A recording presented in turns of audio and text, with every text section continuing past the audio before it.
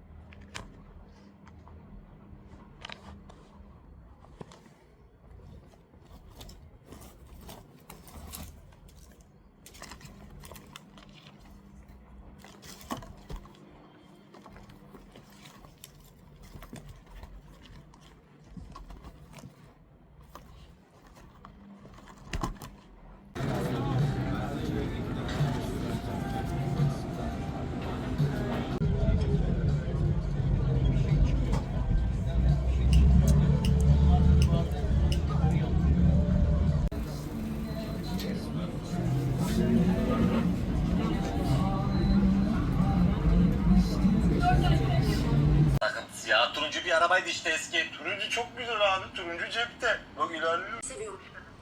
Böyle bir şey yapıyor kadın. Tropikal bu.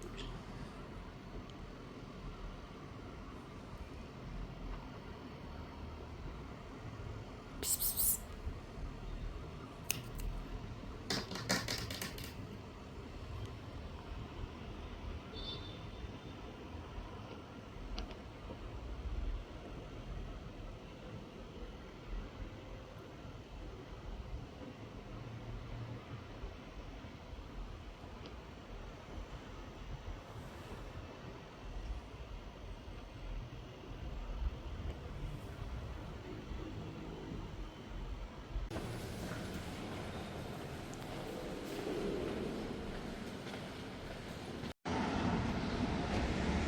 Benim hakkım.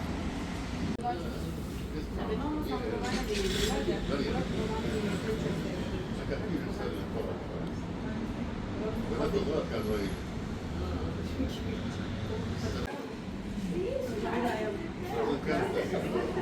Ada sanno proprio le risultati. Ma lo sa che